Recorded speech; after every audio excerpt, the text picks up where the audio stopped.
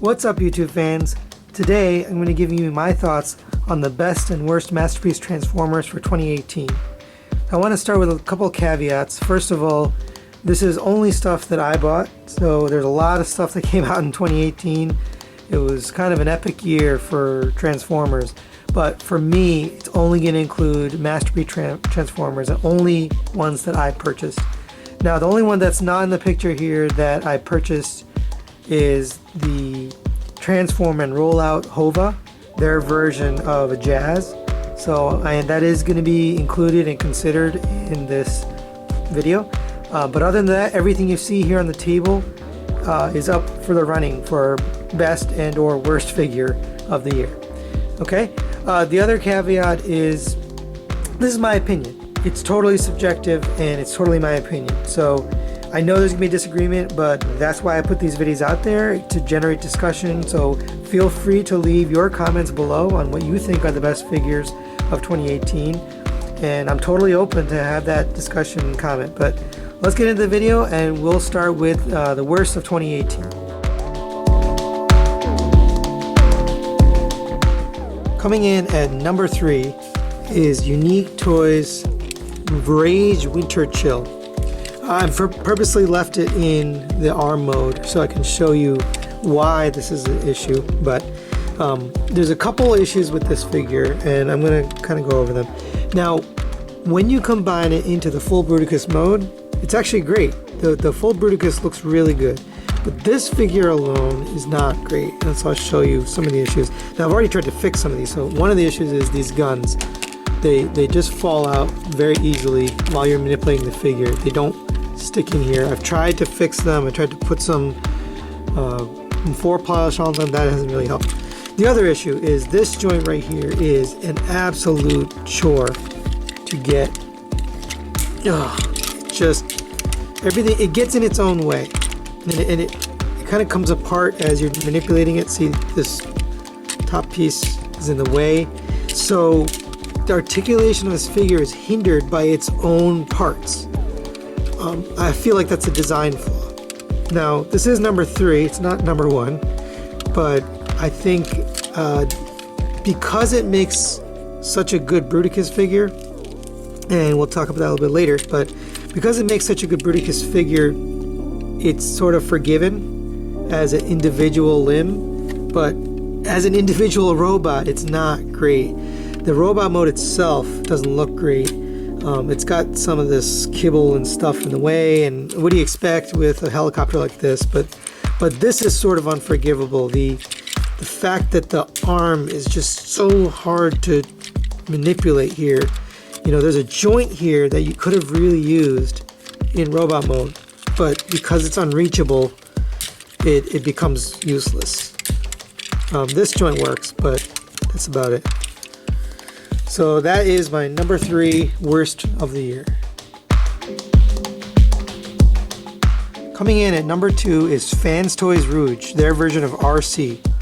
So it's not any one particular thing that makes this poor figure. It's kind of everything in combination. So this was one of the first times we got a figure from Fans Toys that didn't really meet up to the level or the standard that they've set for themselves. And so people were kind of taken aback, like they were expecting something really good and it wasn't quite that good. There was a couple different things. One is this backpack. It was kind of a mess. I have it in a fan mode here, so this isn't the official transformation. This sort of makes it stick together and doesn't fall apart, but it's just a floppy mess back there. Some would say when you make an RC, it's pretty hard to make it not floppy because it's got so much parts that have to compress down into this little skinny figure. But I think the MMC version isn't going to have all this junk on the back. But with the fan mode, it's not too bad, but it's still kind of a floppiness. The next thing that was kind of a disappointment was the hands. You know, these hands are really thin and they're kind of fragile, and they don't articulate either. They articulate in a weird way. They articulate right in the middle of the hand instead of on the fingers like every other figure that we've gotten. Now, they're very small hands, so that might be part of it, but they're just odd. They don't fit with what we've come to expect from Fans Toys. And then finally, posing this figure is kind of a nightmare. Her feet, and you can see it, I'm just struggling right now. The feet are very small because she has heels. So you have to balance it perfectly to get it to stand. Now looking at it, it looks amazing. It's an amazing looking RC, and Fans Toys is known for making cartoon accurate figures in both vehicle and in robot mode, and this is no exception. This is great in both modes. But where it fails is, taken as a whole, it doesn't meet up to the standard that we've come to expect. And so that's why this is my number 2 worst for the year. And my number 1 worst for the year is Transform and Rollout's Hova. So this figure, I'm going to get a lot of flack for this one because people were really waiting a long time for this, but that's part of the issue. That's part of why this is my top worst. This was on being made for almost over 2 years.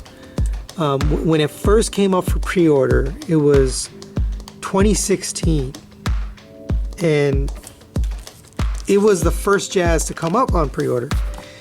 But so much technology has changed since then. The actual design of Transformers between then and now, at least for Masterpiece, has advanced so far that the figure that they had originally designed back then does not meet today's current standards.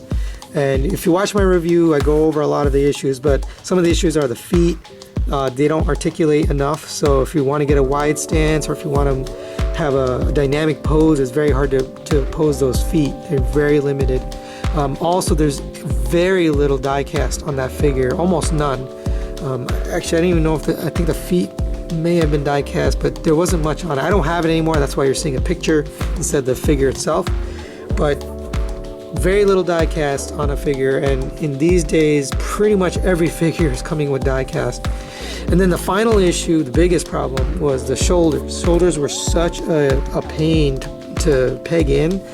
They chose poor hardware for that, and when manipulating that shoulder or the arms, those shoulders would just pop out. I imagine over time those shoulders are going to fail just because of the design of the hardware and the fact that you're sort of forcing plastic into, you know, a place that doesn't really fit well. You kind of have to bend the plastic. So that's why the Transformer Rollout Hova is my number 1 worst figure of the year. Coming in at number 3 best figure for the year is Unique Toys Ragnaros. Now you've got to take this thing in as a whole. Any individual figure is probably not going to make it in your top 3. These two, their Gazranka and their Archimon, their versions of Swindle and Brawl, they were pretty darn good. They've got some soft plastic on them, so I have found over time that there are some tabs and joints that aren't looking good.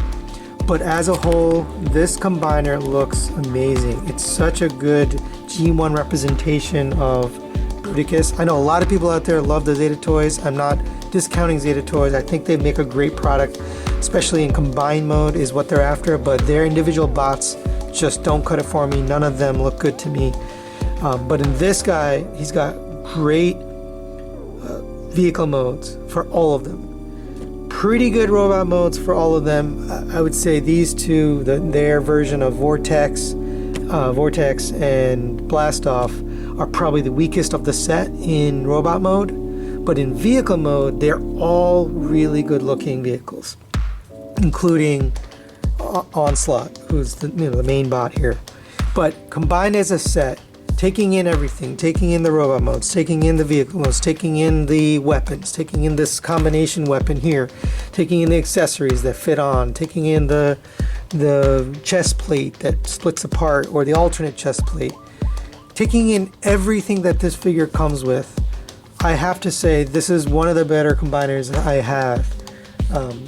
Obviously Toy World's Constructor is the best. That didn't come out this year, so that's not going to be counted in my top 3. But I would say this is going to be one of the best combiners because of the look, the G1 look. And so that is why this is my number 3 best for the year.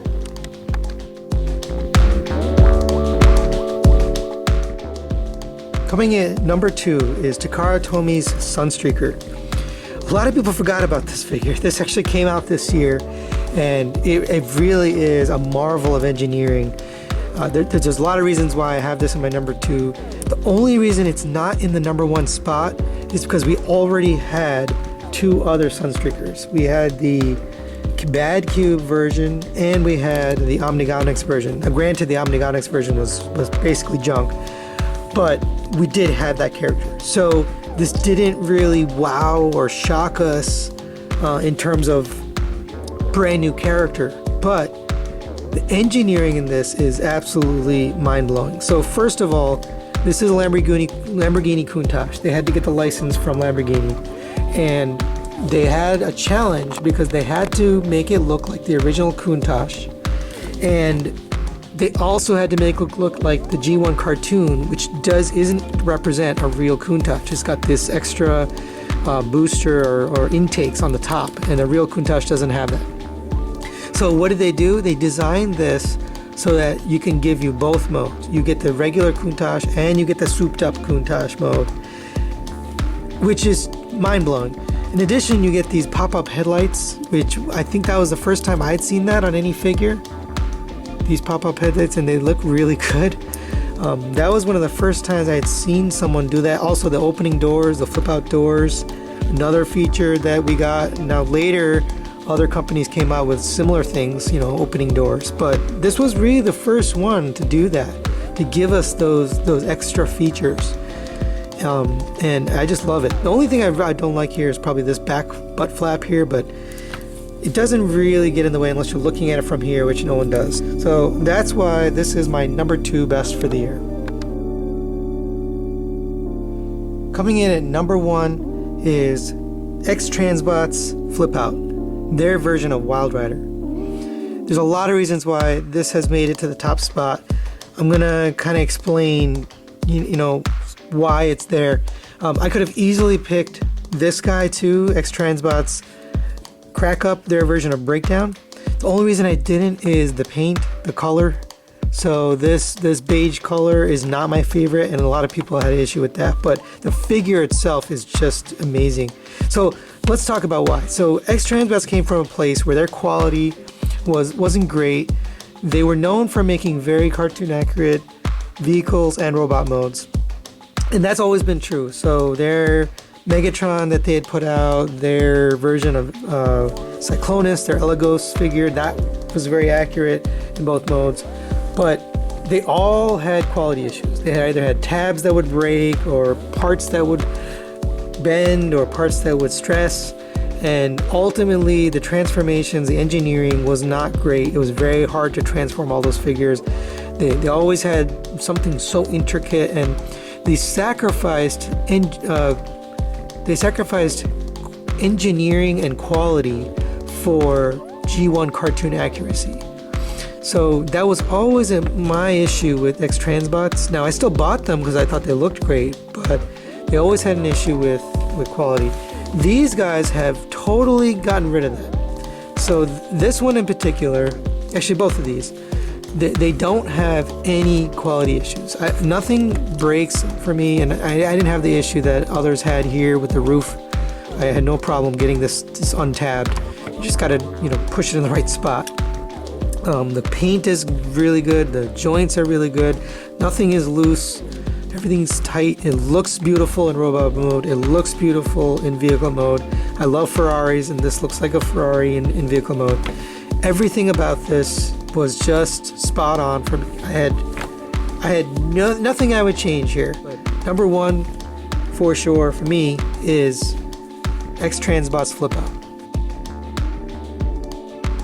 So honorable mention goes to Fans Toys Phoenix. Now I looked at the box for this guy and it says Fans Toys 2017, but I didn't get this guy until 2018.